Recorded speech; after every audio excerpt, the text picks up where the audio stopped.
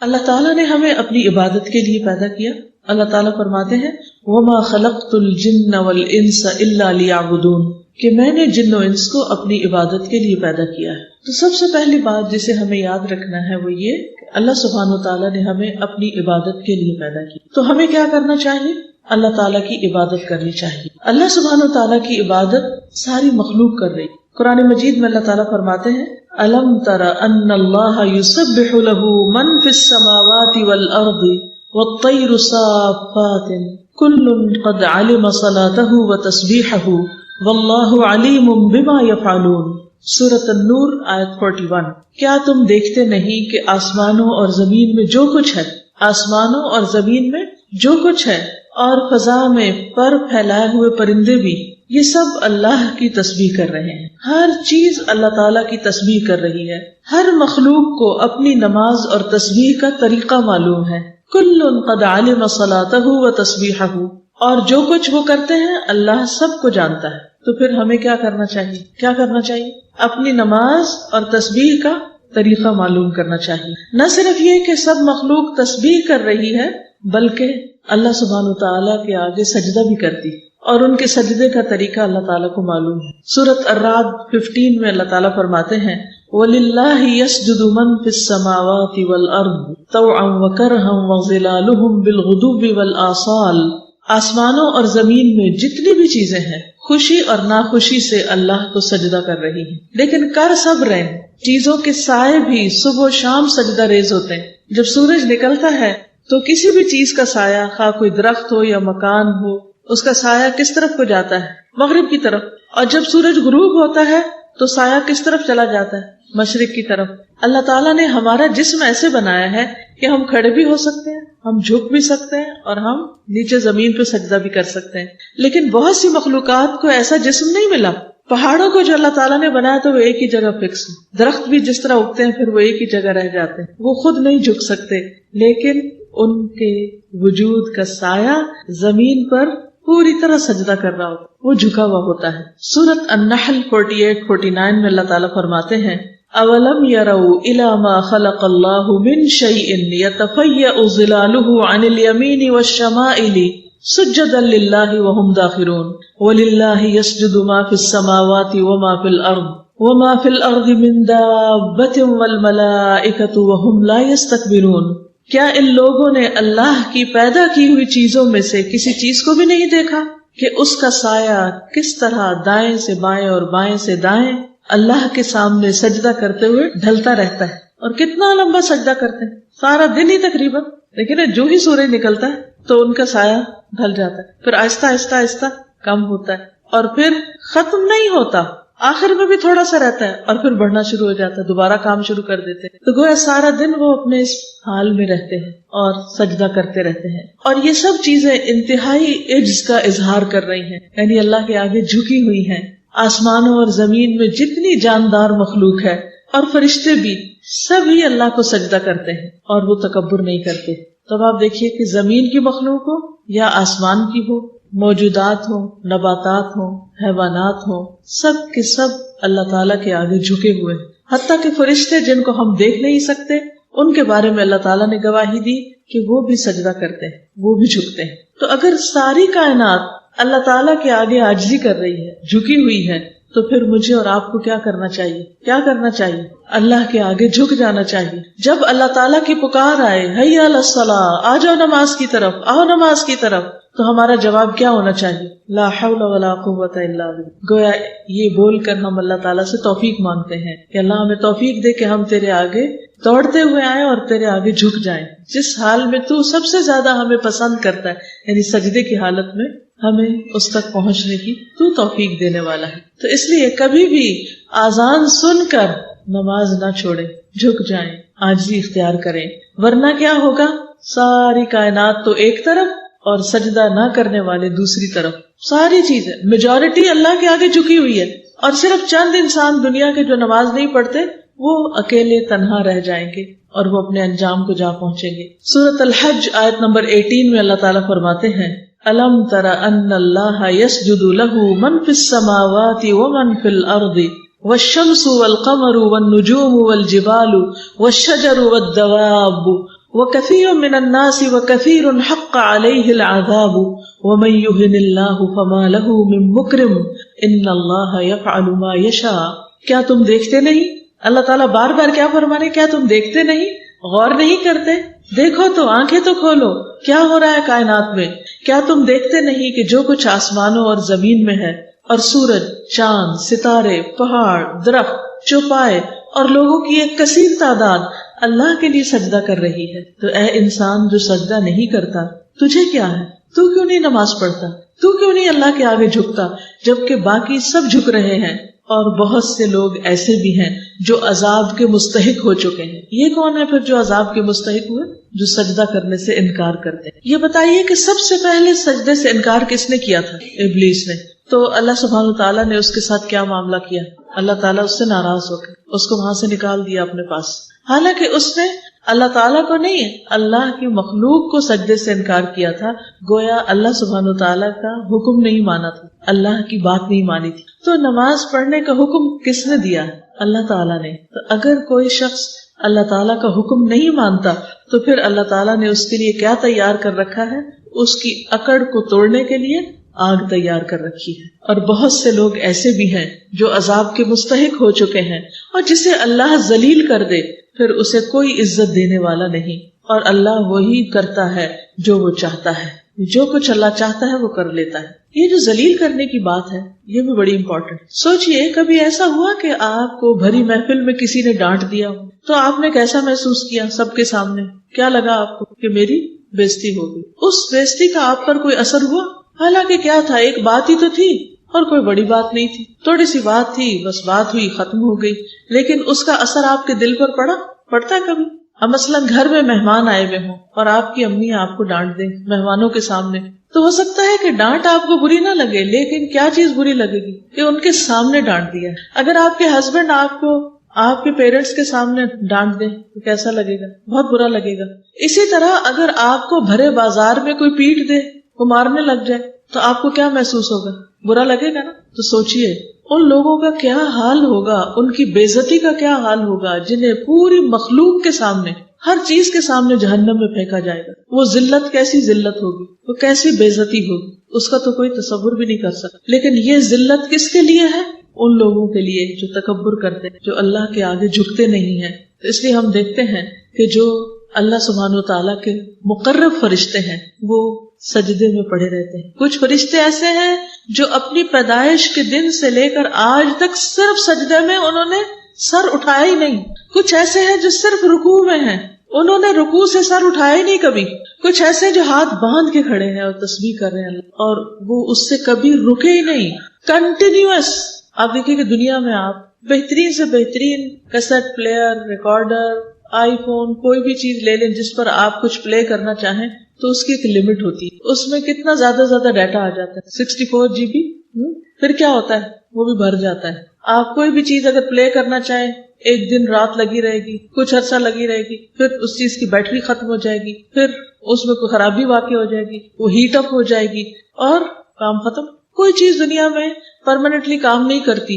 لیکن اللہ سبحانہ تعالیٰ کی ایسی مخلوق ہے جو پرماننٹلی بغیر تھکے، وہ تھکتے بھی نہیں، وہ ہم لا یفترون، رکتے بھی نہیں، وہ بور بھی نہیں ہوتے، اور وہ مسلسل نماز پڑھ رہے ہیں. انہیں کوئی اور کام کرنے کو ہے ہی نہیں، وہ چاہتے ہی نہیں، اور ان کا کسی اور چیز میں دل ہی نہیں لگتا سوائے اس کے جس کے لیے اللہ نے ان کو پیدا کیا. پھر اس کے بعد آپ دیکھیں کہ انسانوں میں سے جو انبیاء ہیں، اللہ تعالیٰ کے محبوب بندے، مقرب بندے، وہ سب سے زیادہ نماز کی فکر کیا کرتے تھے. نبی صلی اللہ علیہ وسلم نے فرمایا کہ ان انبیاء پر جب کوئی پریشانی آتی تو وہ نماز کی طرف متوجہ ہوتے.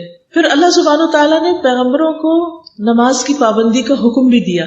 کچھ یاد ہے قرآن مجید کی کوئی آیت کہ کسی پیغمبر کو اللہ تعالیٰ نے نماز کا حکم دیا ہو؟ نبی صلی اللہ علیہ وسلم کو فرمایا گیا وَاسْجُدْ وَاقْتَرِبْ وَاسْتَعِينُوا بِالصَّبْرِ وَالصَّلَاةِ اور وَأْمُرْ أَهْلَكَ بِالصَّلَاةِ وَاصْطَبِرْ عَلَيْهَا. یہ کس پیغمبر کو حکم دیا گیا تھا؟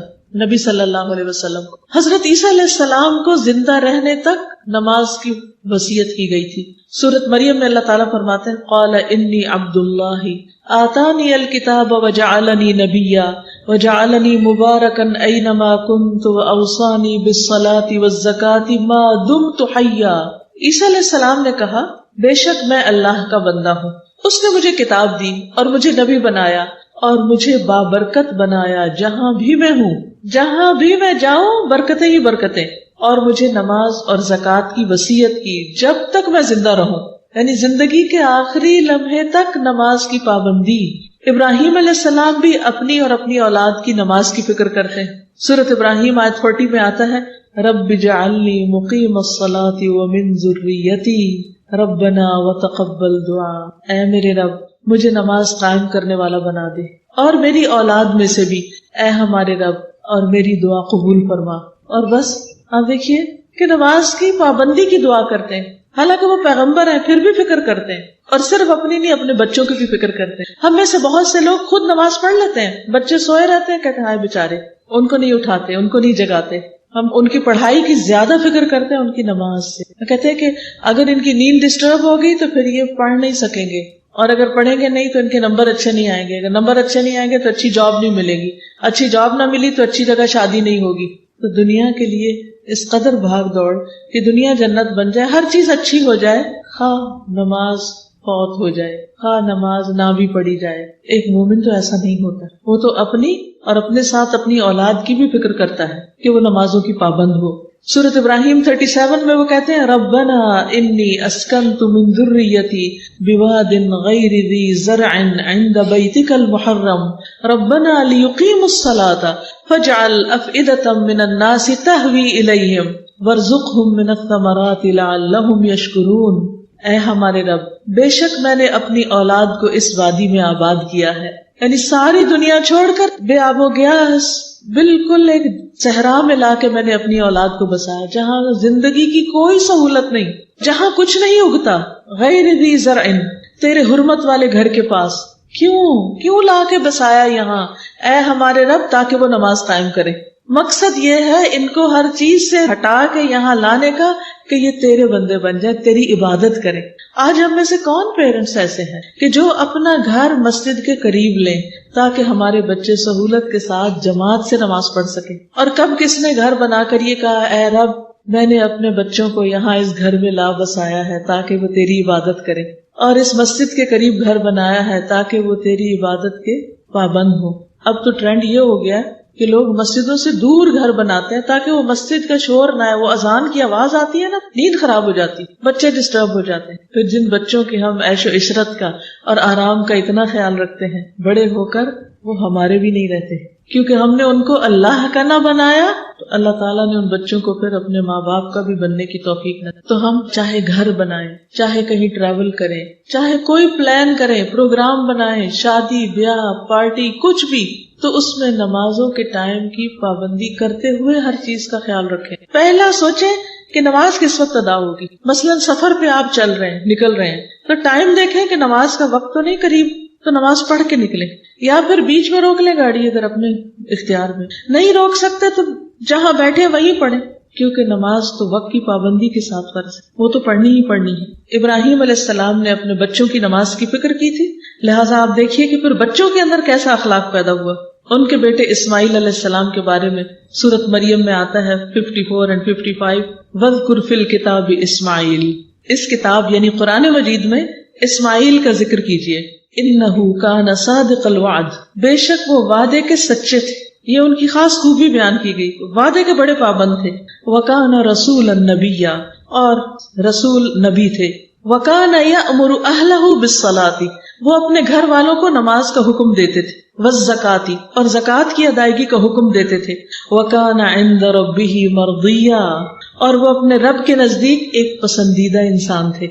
تو ایک پسندیدہ انسان کی خوبیاں کیا ہیں، کیا بتائی گئی کہ وہ کیا کرتا ہے؟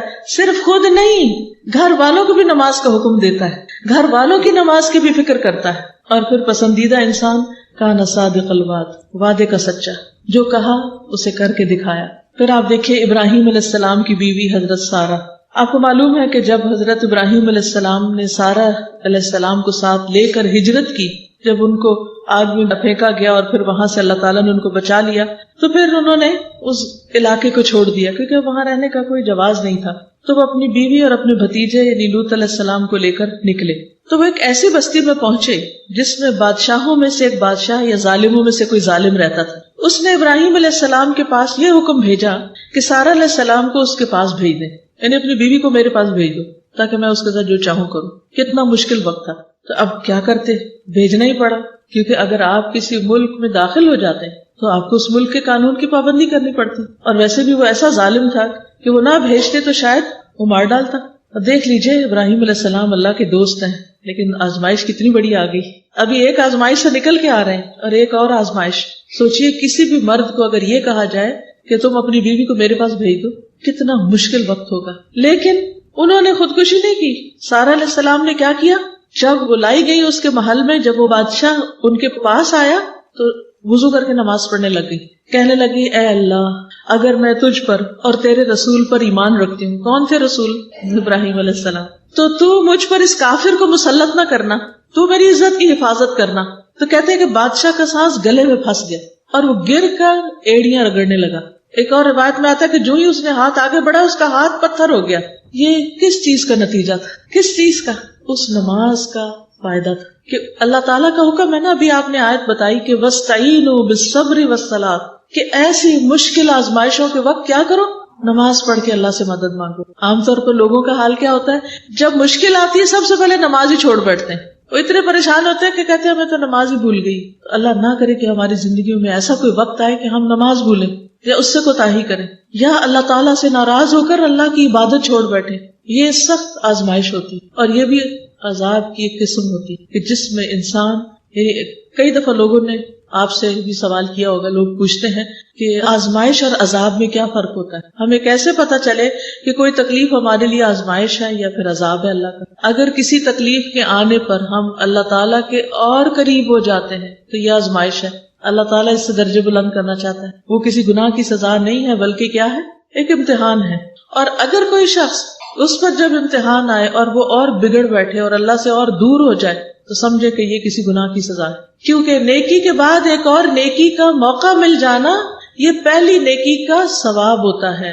ہم دعا مانگتے ہیں نا ربنا آتنا فی الدنیا حسنہ، تو اس کا مطلب کیا کہ اللہ تعالیٰ ایک نیکی کے بعد ایک اور، ایک کے بعد ایک اور نیکی کا موقع دیتے جانا، راستے کھول دینا ہمارے لیے.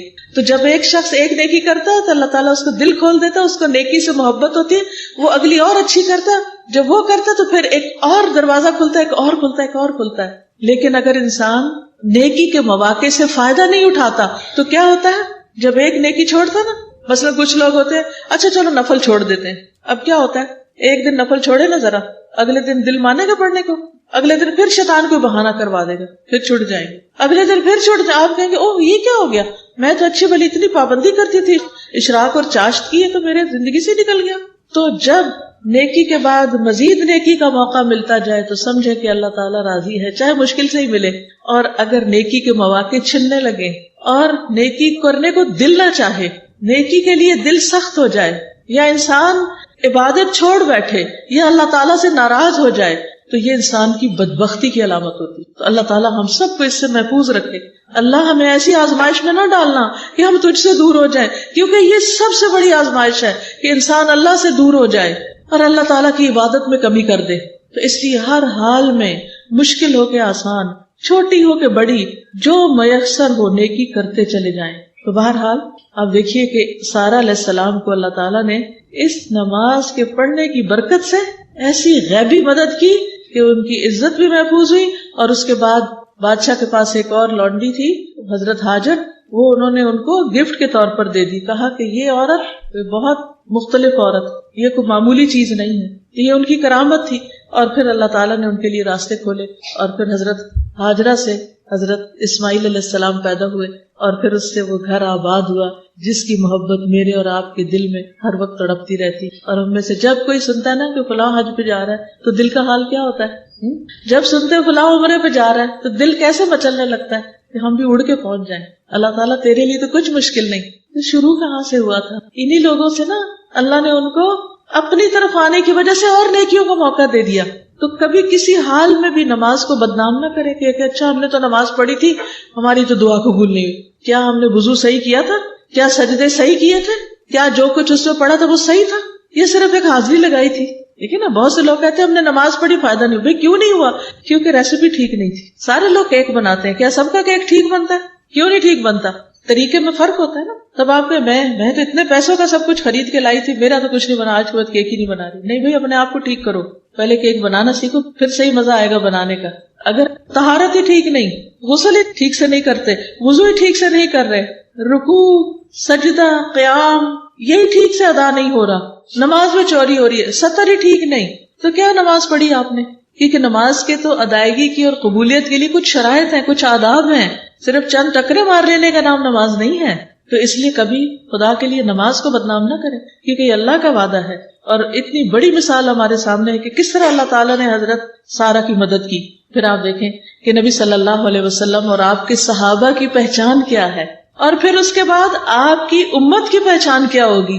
صحابہ کی پہچان تو قرآن نے بتا دی, محمد الرسول اللہ والذین معہ اشداء علی الکفار رحماء بینہم تراہم رکعا سجدا یبتغون فضلا من اللہ ورضوانا سیماہم فی وجوہہم من اثر السجود ذالک مثلہم فی التوراۃ. محمد صلی اللہ علیہ وسلم اللہ کے رسول ہیں, اور جو لوگ اس کے ساتھ ہیں یعنی صحابہ کرام کافروں پہ بہت سخت ہیں, آپس میں بہت نرم دل ہے. یہ سچے مومن کی پہچان.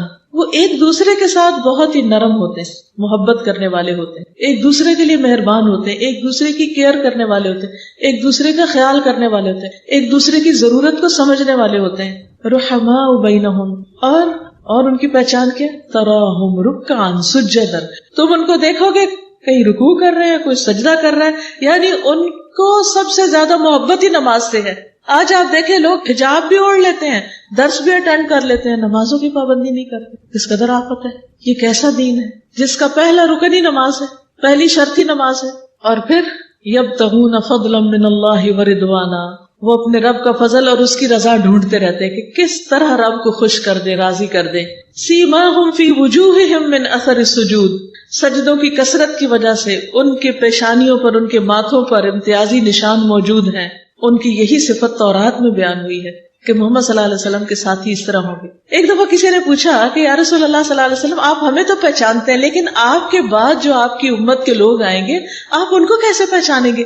تو آپ کو معلوم ہے کہ آپ نے کیا فرمایا کہ سیاہ گھوڑوں کے درمیان اگر ایک سفید گھوڑا ہو تو کیا اس کو نہیں پہچانا جائے گا؟ تو قیامت کے دن لوگوں کے درمیان امت محمد صلی اللہ علیہ وسلم کے جو لوگ ہوں گے وہ اپنے وضو کے اعضاء کی چمک سے پہچانے جائیں گے. قیامت کے اندھیرے میں ان کے چہرے چمک رہے ہوں گے, ان کے بازو چمک رہے ہوں گے, ان کے پاؤں چمک رہے ہوں گے, جہاں چلیں گے چمک ساتھ ساتھ جائے گی. اس چمک کو دیکھ کے نبی صلی اللہ علیہ وسلم پہچان جائیں گے یہ میری امت ہے, اور ان کو بلا لیں گے, آ جاؤ میری طرف آ جاؤ. کیونکہ حشر کے میدان میں بڑی سخت گرمی ہوگی, شدید پیاس ہوگی, تو آپ ان کو حوض کوثر سے پانی پلائیں گے. نبی صلی اللہ علیہ وسلم کا طریقہ کیا تھا کہ آپ کو جب کوئی غم لاحق ہوتا تو نماز پڑھنے لگتے تھے. اکثر لوگ یہ پوچھتے ہیں, بڑی اہم بات ہے سننے کی, کہ غم کے مارے, پریشانی کے مارے ہمارا دل ڈوبا جا رہا ہے, ہم کریں کیا؟ ہمیں کوئی وظیفہ بتائیں, کوئی طریقہ بتائیں. بتائیے مجھے نبی صلی اللہ علیہ وسلم غم کے وقت کیا کرتے تھے؟ یاد رہے گا, غم, دکھ, تکلیف, پریشانی, گھبراہٹ, بے چینی, ڈپریشن, علاج نماز ہے. نفل پہ نفل پڑھتے چلے جائیں, پڑھتے جائیں, پڑھتے جائیں, پڑھتے جائیں, آپ ٹھیک ہو جائیں گے, آپ کی بیماریاں ٹھیک ہو جائیں گی. کیا آپ کو پتا ہے کہ رات کی نماز لمبی کیوں ہے؟ عشاء کی کتنی رکعتیں پڑھی جاتی ہیں؟ جو پوری پڑھتے ہیں وہ 17 پڑھتے ہیں. اگر ہر رکعت 2 منٹ میں پڑھی جائے تو کتنے منٹ لگیں گے؟ 34. گویا آدھا گھنٹہ تو کہیں نہیں گیا. اس کا مطلب یہ ہے کہ اگر کوئی شخص سونے سے پہلے آدھا گھنٹہ ایکسرسائز کرے تو اس کو نیند آئے گی کہ نہیں آئے گی؟ آئے گی. وہ اتنا تھک جائے گا کہ بستر پہ پڑتے ہی سو جائے گا, اور صرف جسمانی طور پہ نہیں تھکے گا, ساتھ ذکر بھی کر رہا ہوگا. اب بہت سے لوگ کہتے ہیں ہمیں نیند نہیں آتی, گولیاں کھانی پڑتی. اس کی ایک بڑی وجہ یہ ہوتی ہے کہ نماز ٹھیک نہیں ہوتی. نیند نہ آنے کے کئی اور اسباب بھی ہو سکتے, بیماری بھی ہو سکتی. لیکن اگر آپ یہ نسخہ ٹرائی کریں کہ عشاء کی نماز کو اچھے سے لمبا کر کے یا زیادہ قرات کر کے لمبے سجدے کر کے پڑھیں, اور اس کے بعد آپ دیکھیں کہ کیسے نیند آتی, گولیاں چھٹ جائیں گی ساری. مغیرہ کہتے ہیں کہ نبی صلی اللہ علیہ وسلم اتنی دیر تک کھڑے ہو کر نماز پڑھتے رہتے کہ آپ کے قدم یا پنڈلیوں پہ ورم آ جاتا, پاؤں سوج جاتے. جب آپ سے اس کے متعلق پوچھا جاتا کہ آپ کے پاؤں کیوں سوج گئے ہیں اور آپ اتنا کیوں کھڑے ہوتے ہیں, تو آپ فرماتے کیا میں اللہ کا شکر گزار بندہ نہ بنوں؟ گویا نماز اللہ تعالیٰ کا شکر ادا کرنے کا طریقہ ہے. کیا ہے نماز اللہ سبحانہ وتعالیٰ کا شکر ادا کرنے کا طریقہ ہے. پھر آپ دیکھیے کہ سخت بیماری میں بھی آپ نماز کی فکر کرتے تھے. عبید اللہ بن عبداللہ کہتے ہیں کہ ایک مرتبہ میں عائشہ رضی اللہ تعالیٰ عنہا کی خدمت میں حاضر ہوا اور عرض کیا کہ آپ مجھے رسول اللہ صلی اللہ علیہ وسلم کے مرض الوفات کے بارے میں کچھ بتائیں، کہ جب آپ کا انتقال ہوا تو اس وقت کی کوئی کیفیت بتائیں، کوئی بات بتائیں. انہوں نے کہا کیوں نہیں. رسول اللہ صلی اللہ علیہ وسلم کی طبیعت جب بوجھل ہوتی یا بوجھل ہو گئی، یعنی آپ کی طبیعت خراب ہو گئی، تو آپ نے پوچھا کیا لوگ نماز پڑھ چکے؟ شدید بخار تھا اور آپ ایک غنودگی کی کیفیت میں تھے، ذرا سے آپ کو ہوش آتی تو پوچھتے نماز ہو گئی؟ ہم نے کہا نہیں یا رسول اللہ، وہ آپ کا انتظار کر رہے ہیں. تو آپ نے فرمایا اچھا میرے لیے ٹب میں پانی رکھو. ہم نے ایسا ہی کیا. نبی صلی اللہ علیہ وسلم نے غسل کیا اور جانے کے لیے کھڑے ہونے ہی لگے تھے کہ آپ پر پھر بے ہوشی طاری ہوگی. جب افاقہ ہوا، ہوش میں آئے، پھر پوچھا کیا لوگ نماز پڑھ چکے؟ ہم نے عرض کیا یا رسول اللہ صلی اللہ علیہ وسلم، وہ آپ کا انتظار کر رہے ہیں. آپ نے فرمایا میرے لیے ایک پانی کا ٹب رکھو. پھر پانی میں آپ نہائے تاکہ بخار کم ہو جائے. پھر جانے لگے، آپ کو پھر بے ہوشی طاری ہو. حضرت عائشہ کہتی ہے کہ لوگ نماز عشاء کے لیے مسجد میں بیٹھے حضور صلی اللہ علیہ وسلم کا انتظار کر رہے تھے. تو رسول اللہ صلی اللہ علیہ وسلم نے ابو بکر کو پیغام بھیجا کہ لوگوں کو نماز پڑھا دیں. چنانچہ ان دنوں میں ابو بکر رضی اللہ تعالیٰ عنہ لوگوں کو نماز پڑھاتے رہے. ایک دن نبی صلی اللہ علیہ وسلم کے مرض میں کچھ کمی ہوئی، تکلیف میں کچھ کمی ہوئی، تو آپ ظہر کی نماز کے وقت دو آدمیوں کے درمیان نکلے. دو لوگوں کا ہاتھ پکڑ کے آپ مسجد کی طرف آئے، جن میں سے ایک عباس رضی اللہ تعالیٰ عنہ تھے، آپ کے چچا. تو ابو بکر نے جب دیکھا کہ نبی صلی اللہ علیہ وسلم تشریف لا رہے ہیں تو وہ پیچھے ہٹنے لگے.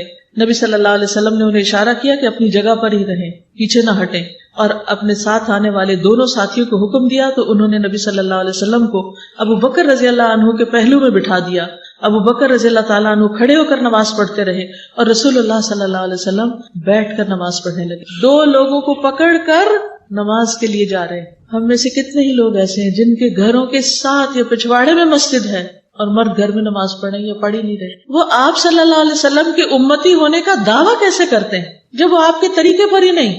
آپ نے تو اپنی زندگی کے آخری دم تک نمازوں کی پابندی کی، اور آخری وقت بھی جب آپ دنیا سے بالکل جانے والے تھے اس وقت بھی آپ فرما رہے تھے کہ الصلاۃ الصلاۃ وما ملکت ایمانکم، نماز نماز، اتنی فکر. اور آج ہمارا حال کیا ہے؟ چھوٹی چھوٹی باتوں پر نماز کو یا لیٹ کر دیتے یا پھر پڑھتے ہی نہیں. حضرت علی رضی اللہ تعالیٰ عنہ کہتے ہیں کان آخر کلام رسول اللہ صلی اللہ علیہ وسلم الصلاۃ الصلاۃ اتقوا اللہ فیما ملکت ایمانکم. حضرت علی فرماتے کہ رسول اللہ صلی اللہ علیہ وسلم کا آخری کلام تھا نماز کی حفاظت کرو، نماز کی حفاظت، اور اپنے غلاموں کے بارے میں اللہ سے ڈرتے رہو، ان پہ ظلم نہیں کرنا. ام سلمہ کہتی ہیں کہ رسول اللہ صلی اللہ علیہ وسلم کی آخری وصیت یہ تھی کہ نماز نماز اور اپنے غلاموں کے ساتھ حسن سلوک کرنا. یہی کہتے کہتے آپ کا سینہ مبارک کھڑکھڑانے لگا اور آپ کی زبان رکنے لگی. اس کے بعد آپ نے نہیں کچھ فرمایا. آپ سوچئے ذرا کہ دنیا سے جا رہے ہیں اور نماز نماز کی پکار دے رہے ہیں. کیا ہم آپ پر ایمان رکھتے ہیں؟ آپ کو اپنا نبی مانتے ہیں، رسول مانتے ہیں؟ پھر آپ کے احکامات کو کیوں نہیں مانتے؟ اگر آج ہم وضو نہیں کرتے، نماز نہیں پڑھتے، تو کل یہ آزان نہیں چمکے گی تو پروفٹ ہمیں کیسے پہچانیں گے؟ ہم خود جا کے کہیں گے میں آپ کی امتی تھی، مجھے بھی پہچان لیں؟ نہیں، یہ نشان ساتھ لے کے جانے ہوں گے. یہاں نمازیں پڑھ کے تیاری کر کے جانا ہوگا.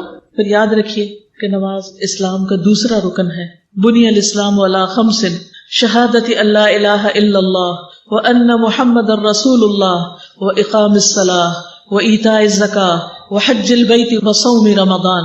رسول اللہ صلی اللہ علیہ وسلم نے فرمایا اسلام کی بنیاد 5 چیزوں پر ہے. 5 pillars of اسلام. یہ گواہی دینا کہ اللہ کے سوا کوئی معبود نہیں اور یقیناً محمد صلی اللہ علیہ وسلم اللہ کے رسول ہیں، اور نماز قائم کرنا اور زکوٰۃ ادا کرنا اور بیت اللہ کا حج کرنا اور رمضان کے روزے رکھنا. لیکن عبادات میں اس کا پہلا درجہ ہے، یعنی اسلام کے پلرز میں سیکنڈ. لیکن جب عبادتوں کی بات ہوگی تو ہمیشہ اس کا ذکر سب عبادتوں سے پہلے آتا ہے. مثلاً قرآن مجید میں آتا ہے وَمَا أُمِرُوا إِلَّا لِيَعْبُدُوا اللَّهَ مُخْلِصِينَ لَهُ الدِّينَ حُنَفَاءَ وَيُقِيمُوا الصَّلَاةَ وَيُؤْتُوا الزَّكَاةَ وَذَلِكَ دِينُ الْقَيِّمَةِ. اور انہیں اس کے سوا حکم نہیں دیا گیا کہ وہ اللہ کی عبادت کریں، اس حال میں کہ اس کے لیے دین کو خالص کرنے والے ایک طرف ہونے والے ہوں، نماز قائم کریں اور زکوٰۃ دیں. یہی مضبوط دین ہے. یعنی نماز کے بغیر دین کا کوئی کانسیپٹ نہیں. ایک شخص سارے کام کرتا رہے لوگوں سے بھی بڑا اچھا ہو، لیکن نماز نہ پڑھے تو اس کو دیندار نہیں کہا جا سکتا، اس کے باقی عمل بھی کہیں ضائع نہ ہو جائے۔ سورۃ البقرہ میں اللہ تعالیٰ فرماتے ہیں وَأَقِیمُوا الصَّلَاةَ وَآتُوا الزَّکَاةَ وَارْکَعُوا مَعَ الرَّاکِعِینَ، اور نماز قائم کرو اور زکوٰۃ ادا کرو اور رکوع کرنے والوں کے ساتھ مل کر رکوع کرو، یعنی جماعت کی نماز کی بھی پابندی مردوں کے لیے خاص طور پر۔ نماز کو اسلام کا ستون قرار دیا گیا اور بنیادی تعلیم میں سے اہم ترین عبادت، اہم ترین کام بتایا گیا۔ رسول اللہ صلی اللہ علیہ وسلم نے فرمایا اسلام کا حصہ 3 چیزیں ہیں، نماز، روزہ اور زکوٰۃ، اور اس میں بھی آپ دیکھ رہے ہیں کہ نماز سب سے پہلے اس کا حکم۔ آپ دیکھیے کہ باقی چیزوں کا حکم زمین پر آیا ہے، نماز کا حکم کہاں آیا ہے؟ آسمان پہ بلا کر یہ تحفہ دیا گیا۔ اس سے بھی اندازہ ہوتا ہے کہ اس کی کتنی زیادہ اہمیت ہے۔ باقی احکامات جبریل زمین پر لے کر آ رہے ہیں، لیکن نماز کے لیے نبی صلی اللہ علیہ وسلم کو جب معراج نصیب ہوئی، اللہ سبحانہ وتعالیٰ سے ملاقات کا شرف ہوا، یعنی اللہ تعالیٰ سے آپ ہم کلام ہوئے، تو اس وقت آپ کو نماز کا یہ فریضہ دیا گیا۔ اور آپ کو معلوم ہے کہ شروع میں کتنی نمازیں تھیں؟ 50، اور آپ وہی لے کر آ رہے تھے۔ حضرت موسیٰ علیہ السلام نے کہا میں بنی اسرائیل کو جانتا ہوں، میری امت کے لیے بڑی مشکل تھی، وہ نماز نہیں پڑھ سکتے تھے، تو آپ کم کرائیے۔ پھر کتنی ہو گئی؟ کم کرتے کرتے کرتے 5 پہ آ گئے، لیکن اجر و ثواب کتنا رکھا گیا؟ 50 کا ہی رکھا گیا۔ انہوں نے یہ بھی کہا تھا حضرت موسیٰ نے کہ یہ 5 بھی نہیں پوری پڑیں گے اور کم کریں، تو نبی صلی اللہ علیہ وسلم نے کیا فرمایا؟ اب مجھے اپنے رب سے شرم، کیونکہ بار بار جا چکا ہوں۔ اور وہ بھی کیا کہ اللہ تعالیٰ نماز میں کمی کر دے۔ یہ ایسے ہی ہے کہ آپ کسی کے پاس جائیں، کوئی آپ کو ڈیوٹی ملے، آپ کہیں جاب کر رہے اور آپ کو کوئی جاب ڈسکرپشن ملے، تو آپ جا کے کہیں اس میں کمی کر دیں، وہ تھوڑی سی کمی کر، پھر اب اچھا اور کم کر دیں، اچھا اور ڈیوٹی آور کم کر دیں، اچھا اور کم کر دیں، اور کم کر دیں، لیکن تنخواہ پوری دیں۔ کوئی دے گا؟ قطعاً نہیں دے گا۔ دنیا میں کوئی مائی کا لال ایسا نہیں کہ جو جس کام کے لیے آپ کو ہائر کرے اور آپ اس کا 10واں حصہ کریں، یعنی 50 میں سے 5 کتنی رہ گی؟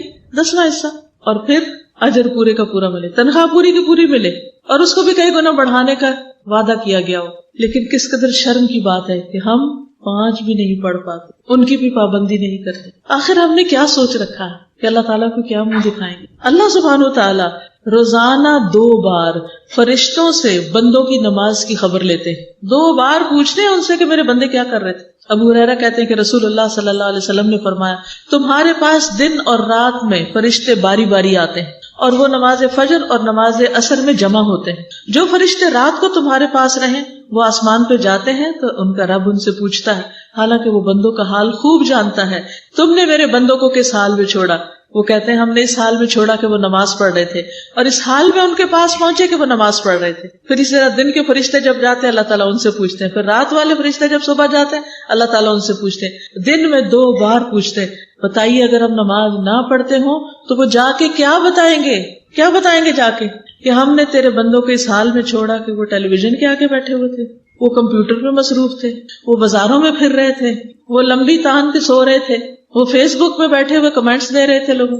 کیا ہم اپنی یہ گواہیاں لکھوا رہے ہیں؟ اللہ تعالیٰ نے چونکہ عبادت کے لیے پیدا کیا نا، تو اللہ تعالیٰ کا حق ہے کہ وہ پوچھے کہ یہ کر رہے ہیں کہ نہیں، حالانکہ اللہ تعالیٰ خود بھی خوب جانتا ہے۔ آپ دیکھیے کہ جس چیز کی آپ کے نزدیک بہت اہمیت ہوتی ہے تو آپ کیا کرتے ہیں؟ آپ کو خود بھی پتا تھا، پھر آپ دوبارہ پوچھتے اچھا پھر کیا ہوا تھا، حالانکہ آپ نے خود بھی دیکھا ہوتا۔ یعنی اتنا اللہ تعالیٰ انٹرسٹ لیتے ہیں کہ بندے اس فریضے کو کس طرح پورا کر رہے ہیں۔ پھر اسی طرح جو لوگ نماز کا انتظار کرتے ہیں، اللہ تعالیٰ فرشتوں کے سامنے ان پہ فخر کرتا ہے کہ دیکھو میرے بندے نماز کے انتظار میں بیٹھے ہوئے ہیں۔ عبداللہ بن عمر کہتے ہیں کہ ہم رسول اللہ صلی اللہ علیہ وسلم کے ساتھ مغرب کی ہم نے نماز ادا کی، تو کچھ لوگ گھروں کو چلے گئے اور کچھ لوگ وہیں بیٹھے رہے، تو رسول اللہ صلی اللہ علیہ وسلم جلدی تشریف لائے۔ آپ کا سانس پھولا ہوا تھا، آپ نے اپنے گھٹنوں سے کپڑا اٹھایا ہوا تھا، آپ نے فرمایا خوش ہو جاؤ، تمہارے رب نے آسمان کا ایک دروازہ کھولا اور فرشتوں کے سامنے فخر کرتے ہوئے فرمایا میرے بندوں کی طرف دیکھو، ایک فریضہ ادا کر چکے ہیں، دوسرے کے انتظار میں بیٹھے ہوئے۔ تو مجھے بہت رشک آتا ہے ان لوگوں پر جو رمضان میں اور ویسے بھی حرم میں جاتے ہیں، ایک نماز کے بعد پھر اگلی نماز کے انتظار میں وہاں بیٹھ رہتے ہیں کہ جگہ لینی ہے تاکہ تراویحیں پڑھ سکیں، اور پھر وہاں بیٹھ کے تلاوت کرتے رہتے ہیں اور انتظار میں بیٹھے رہتے ہیں۔ اسی طرح آپ دیکھیں کہ کچھ لوگ جیسے عید کی نماز انہوں نے پڑھنی ہوتی ہے، وہ عشاء پڑھ کے انتظار شروع کرتے ہیں، فجر وہیں پڑھتے ہیں اور پھر عید پڑھ کے گھروں کو جاتے ہیں۔ کبھی آپ حرم کے کراؤڈز کو دیکھیں تو اللہ سبحانہ وتعالیٰ ایسے لوگوں سے محبت کرتا ہے، ایسے لوگوں کے اوپر فرشتوں کے سامنے ان پر فخر کرتا ہے۔ پھر اسی طرح آپ دیکھیے کہ انسان کو نماز اپنی ذات، اپنے بچوں، اپنے گھر، کاروبار، ہر چیز سے زیادہ ہونی چاہیے، شوق ہونا چاہیے، انتظار ہونا چاہیے، کہ اچھا ایک ادا ہوگی اب اگلی کب ادا ہوگی. آپ دیکھیے کہ مسلمانوں کی نماز سے جو محبت تھی اس کی گواہی مشرکین بھی دیتے تھے.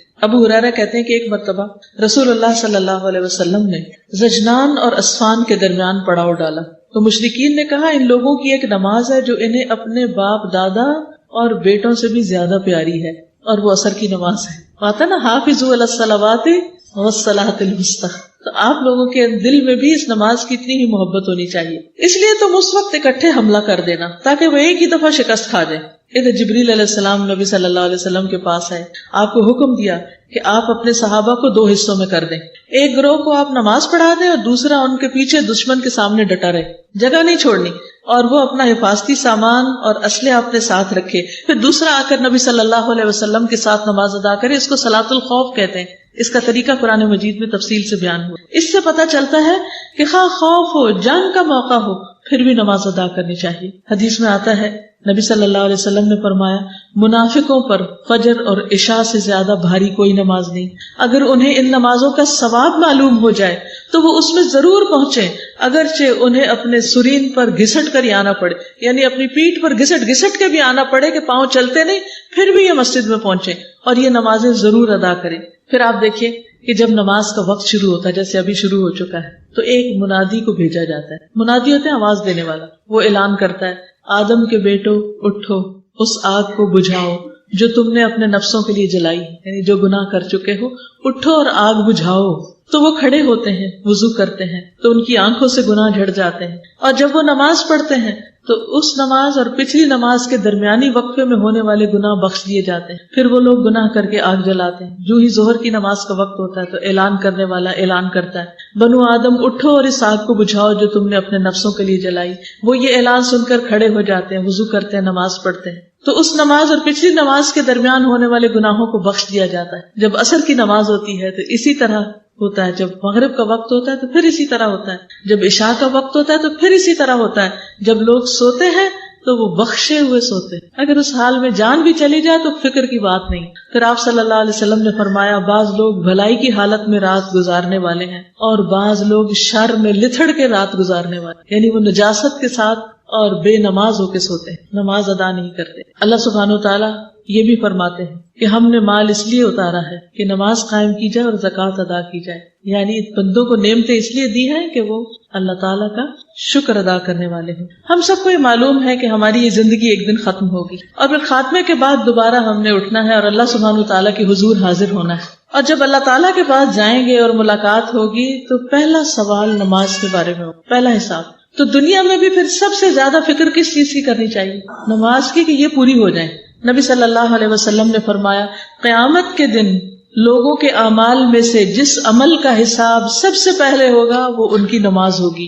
ہمارا رب عز و جل فرشتوں سے فرمائے گا, حالانکہ وہ خود پہلے سے ہی خوب جاننے والا ہے, کہ میرے بندے کی نماز دیکھو, کیا اس نے اس کو پورا کیا ہے یا اس میں کوئی کمی کی ہے. میرے بندے کی نماز دیکھو, پوری پڑھ کے آیا کہ نہیں پڑھ کے آیا, یا جو پڑھی ہے وہ بھی پوری طرح پڑھی ہے یا اس میں کوئی کمی بیشی کی ہے. چنانچہ اگر وہ کامل ہوگی, پوری ہوگی, تو پوری کی پوری لکھ دی جائے گی, اور اگر اس میں کوئی کمی ہوگی تو اللہ تعالیٰ فرمائے گا دیکھو کیا میرے بندے کے کچھ نوافل ہیں, کچھ نفل وغیرہ پڑھے ہیں اس نے. اگر نفل ہو گئے تو اللہ تعالیٰ فرمائے گا میرے بندے کے فرضوں کو ان نفلوں سے پورا کر دو. پھر اسی انداز سے دیگر اعمال لیے جائیں گے کہ زکوٰۃ ادا کی, اگر کوئی کمی ہے تو صدقہ خیرات سے اس کو پورا کر دو. اس طرح حج میں کوئی کمی رہ گئی تو عمرے سے, اور اگر فرضی روزوں میں کوئی کمی بیشی رہ گئی تو نفلی روزوں سے پورا کر دو. تو اس لیے فرض کے علاوہ نفل کی بھی عادت ڈالیں, مختلف کاموں کو صرف فرض نہیں پورا کریں بلکہ ایکسٹرا بھی کریں. پھر اسی طرح نبی صلی اللہ علیہ وسلم نے فرمایا کہ قیامت کے دن بندے کا سب سے پہلے نماز کا حساب ہوگا. اگر وہ درست ہوگی تو باقی سارے اعمال بھی درست ہو جائیں گے, اور اگر اس میں خرابی آ گئی, وہ ناقص ہوئی, تو باقی اعمال میں بھی بگاڑ آ جائے گا. یہ آخرت کے اعتبار سے بھی اور دنیا کے اعتبار سے بھی. اگر ایک شخص کی نمازیں اپنے وقت پر نہیں نا, تو باقی بھی دین کا کام جو ہے نا وہ درست نہیں ہوتا, وہ بھی ناقص. کیونکہ جس نے پہلا کام, پہلا فرض ہی ٹھیک سے ادا نہیں کیا تو پھر آگے کیا کرے گا. پھر آپ دیکھیے کہ مرنے کے بعد جب انسان قبر میں جائے گا تو اس وقت بھی بندے کی حسرت کیا ہوگی اگر اس کو تھوڑا سا وقت ملے تو سب سے پہلے وہ 2 رکعتیں نماز پڑھے. پہلا کام اس کو نماز یاد آئے گی کہ میں نماز ادا کروں. ابو ہریرہ کہتے ہیں نبی صلی اللہ علیہ وسلم ایک قبر کے پاس سے گزرے. ہم سب قبرستانوں کے پاس سے گزرتے ہیں, اس وقت یہی سوچیں اس حال میں کہ اس میں میت کو دفن کیا گیا تھا, یعنی ابھی تازی میت ڈالی گئی تھی. آپ نے فرمایا 2 رکعتیں ہلکی سی ہوتی ہیں, چھوٹی سی ہوتی ہیں, اور تم ان کو حقیر سمجھتے ہو, معمولی سمجھتے ہو. کئی دفعہ ایسا ہوتا ہے نا, فرض پڑھ لی, سنت پڑھ لی, اچھا نفل چھوڑو, نفل ہی ہے نا, تم انہیں حقیر اور زائد سمجھتے ہو, ایکسٹرا سمجھتے ہو. لیکن وہ 2 رکعتیں جو زندگی میں ہم حقیر سمجھتے ہیں, اگر یہ صاحب قبر اپنے عمل میں زیادہ کر لیتا تو اس کی نظر میں تمہاری باقی ساری دنیا سے بھی زیادہ اس کو محبوب ہوتی. یعنی اس وقت اس بندے کی جو قبر میں پڑا ہوا ہے اس کی حسرت کیا ہے کہ اگر ساری دنیا مجھ سے لے لی جائے اور 2 رکعتیں پڑھنے کا وقت دے دیا جائے تو سب سے پہلے 2 رکعتیں پڑھے گا. اور آج ہمارے پاس کتنا وقت ہوتا ہے, ہم گھنٹوں فونوں پہ باتیں کرتے رہتے ہیں, کبھی کمپیوٹر پہ بیٹھے رہتے ہیں, کبھی لوگ گھر میں آ جاتے ہیں تو بہت سارا وقت گپ شپ پہ لگا دیتے ہیں, لیکن نماز پڑھتے وقت اس میں کوتاہی کر دیتے. اب دیکھیے جب کوئی مہمان آتا ہے گھر میں تو ہم یہ بہانہ بنا لیتے مہمان ہے, کچھ لوگ تو پڑھتے ہی شرم کے مارے کہ اب اٹھے کیسے, اور کچھ لوگ کہتے ہیں آپ بیٹھے میں 2 منٹ میں آئی. نماز کے لیے کتنا وقت دیتے ہیں؟ میں 2 منٹ, میں جلدی سے نماز پڑھ کے آئی. کہتے ہیں نا 2 منٹ جلدی سے نماز کے لیے, اور گھنٹوں لوگوں کے لیے, نفس کی تسکین کے لیے, باتوں کے لیے. آپ دیکھیے کہ بعض اوقات اسکول میں بچے جاتے ہیں, جوان ہو جاتے ہیں بچے, بڑے بڑے اسکولوں میں پڑھتے ہیں, ہزاروں کی فیس دے کے پڑھاتے ہیں, لیکن اکثریت کی ظہر کی نماز جاتی, خاص طور پر جب دن چھوٹے ہوتے ہیں. ہم میں سے کتنے لوگ ہیں جن کے دل تڑپتے ہوں اور وہ جا کر اسکول کی اتھارٹی سے بات کریں کہ آپ ان کے لیے نماز کا انتظام کریں. بڑی بڑی بلڈنگز بنتی ہیں لیکن نماز کے لیے کسی پراپر جگہ کا انتظام نہیں ہوتا کیونکہ اس کی کوئی اہمیت نہیں. ورنہ جن لوگوں کے دلوں میں اہمیت ہوتی ہے وہ گھروں کے اندر بھی چھوٹی چھوٹی مسجدیں بنا لیتے ہیں, نماز کے لیے مخصوص کر لیتے ہیں تاکہ اس میں زیادہ یکسوئی کے ساتھ نماز ہو سکے. تو اصل بات ہے اہمیت کی, کہ ہماری زندگی میں زیادہ اہمیت کس چیز کی, پرائرٹی کس چیز کی, فکر کس چیز کی. تو جس کو مرنے کی فکر ہے, مرنے کی یاد ہے, وہ کبھی بھی نہ بڑھاپے میں, نہ جوانی میں, نہ بچپن میں وہ اپنی نمازوں کو فراموش نہیں کر سکتا. اسی لیے اللہ تعالیٰ قرآن پاک میں سورۃ النور میں فرماتے ہیں رجال لا تلہیہم تجارۃ ولا بیع عن ذکر اللہ واقام الصلاۃ یخافون یوما تتقلب فیہ القلوب والابصار. وہ مرد جنہیں اللہ کے ذکر اور نماز قائم کرنے سے اور زکوٰۃ ادا کرنے سے نہ کوئی تجارت غافل کرتی ہے, نہ کوئی خرید و فروخت, یعنی وہ اپنے بزنس میں ڈوبے ہوئے بھی ہوں, انتہائی مصروف ہوں, تب بھی وہ وقت نکالیں گے جب نماز کا وقت آئے گا. اور وہ اپنا سالانہ آڈٹ صرف دنیا کے لیے نہیں کرواتے, وہ اس میں سے اپنی زکوٰۃ کا حساب بھی خوب رکھتے ہیں کہ اللہ کے راستے میں کتنا دینا ہے. وہ اس دن سے ڈرتے ہیں جس میں دل اور آنکھیں الٹ جائیں گی, پلٹ جائے گی, انسانوں کا خوف کے مارے برا حال ہوگا. اس دن کے خوف سے بچنے کے لیے وہ آج دنیا میں اللہ تعالیٰ کے آگے جھکتے ہیں اور اللہ تعالیٰ کو راضی رکھتے ہیں. رسول اللہ صلی اللہ علیہ وسلم نے فرمایا تمہارا رب بکریوں کے اس چرواہے پر تعجب کرتا ہے, یعنی اس سے راضی ہوتا ہے, خوش ہوتا ہے, جو پہاڑ کی چوٹی پر اکیلا ہوتے ہوئے نماز کے لیے خود ہی آذان کہتا ہے اور پھر نماز پڑھتا ہے. اللہ تعالیٰ فرماتے ہیں دیکھو میرے اس بندے کو جو نماز کے لیے آذان اور اقامت کہتا ہے اور مجھ سے ہی ڈرتا ہے, میں نے اپنے اس بندے کو بخش دیا اور جنت میں داخل کر دیا. حالانکہ دنیاوی اعتبار سے اس کی کیا اہمیت, ایک طرف خواہ کوئی ارب پتی کیوں نہ ہو, لیکن اگر نماز نہیں پڑھتا تو اللہ کی نگاہ میں کوئی مقام نہیں, اس کا کوئی ویلیو نہیں. اور دوسری طرف ایک چرواہا ہے جس کے پاس 2 وقت کی روٹی نہیں, وہ سارا دن بکریاں چراتا ہے, لیکن نماز کے وقت وہ آ کر خود ہی اذان دیتا ہے اور خود ہی نماز پڑھ لیتا ہے کیونکہ اس کے پاس کوئی اور ہے نہیں. تو یہ معمولی چرواہا اللہ سبحانہ وتعالیٰ کے نزدیک زیادہ اہمیت رکھتا ہے, وہ اللہ کا زیادہ پیارا ہے, زیادہ محبوب ہے. اللہ تعالیٰ نہ ہماری شکل دیکھے گا, نہ ہمارے زیورات, اور نہ ہمارے کپڑے, اور نہ ہماری اور دنیا کی آرائش کی چیزیں, نہ ہمارے ڈیزائنرز کے بیگز, اور نہ جوتے. وہ کیا دیکھے گا کہ ہم نے اس کی عبادت کس کوالٹی کی, کس درجے کی اور کس طرح ادا کی. اسی میں ہی انسان کی عزت اور عظمت. انسان سب سے زیادہ اللہ تعالیٰ کے قریب سجدے کی حالت میں ہوتا ہے.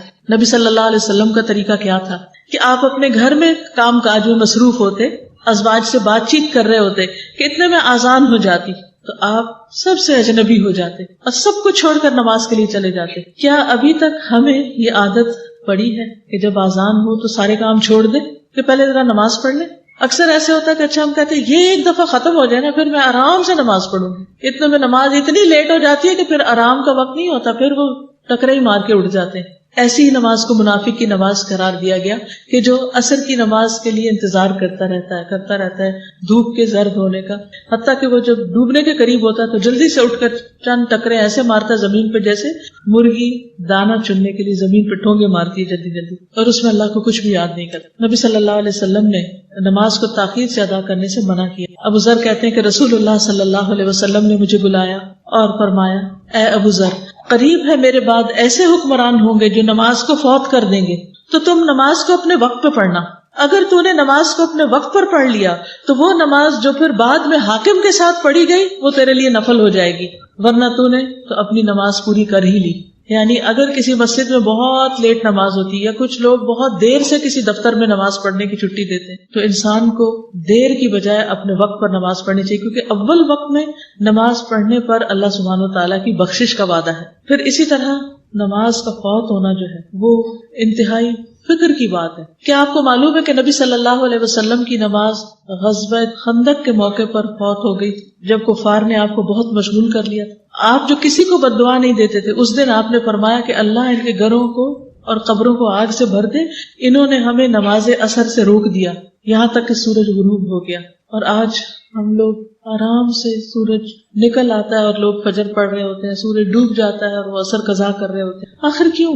اگر ہماری ترجیح نماز ہو تو پھر ہم ہر کام میں سے نکل کے اپنا وقت نکال کے نماز ادا کر لیں گے. پھر اسی طرح قرآن مجید میں اللہ سبحانہ وتعالیٰ نے کچھ پچھلی امتوں کا ذکر کیا کہ انہوں نے نمازوں کو ضائع کیا اور ان کا انجام بھی پھر بتایا گیا. اور وہ کیا؟ فَخَلَفَ مِن بَعْدِهِمْ خَلْفٌ أَضَاعُوا الصَّلَاةَ وَاتَّبَعُوا الشَّهَوَاتِ فَسَوْفَ يَلْقَوْنَ غَيًّا.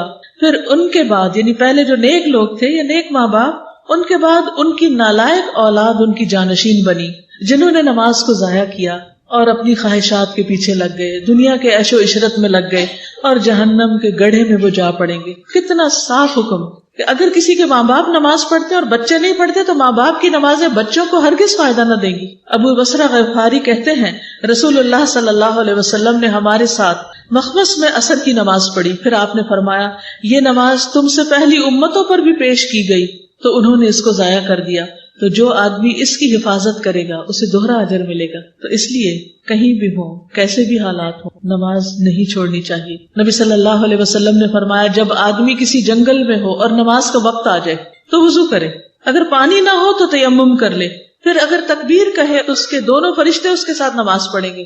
یعنی وہ اکیلا ہے، کوئی نہیں اس کے ساتھ پڑھنے والا، تو کون پڑھ رہا ہے اس کے ساتھ؟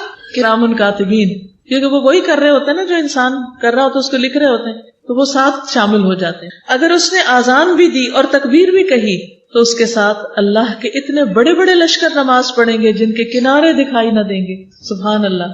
یعنی اگر آپ کسی ایسی جگہ پر ہیں جہاں بالکل ایک اکیلے ہیں، تنہا نماز پڑھ رہے ہیں، تو آپ تنہا نہیں ہیں، اللہ کی اور مخلوق آپ کے ساتھ ہے جس کو آپ نہیں جانتے، لیکن آپ اللہ محبوب بن جاتے ہیں. آپ دیکھیے کہ کچھ لوگ جیسے شادی پارٹی میں ہوتے ہیں نا، تو دیکھا دیکھی ایک دوسرے کو نماز نہیں پڑھتے. اچھا اس نے بھی نہیں پڑھی، میں نے اچھا گھر جا کے پڑھ لیں گے. کچھ نمازیں تو گھر پڑھی جا سکتی ہے، مثلا عشاء کی نماز، لیکن وہ بھی آپ دیکھیں کہ اگر رات کے 12 بج گئے کسی شادی میں ہی تو گھر جا کے پڑھنے کا تو ٹائم ہی گزر گیا. کیوں نہیں پڑھتے؟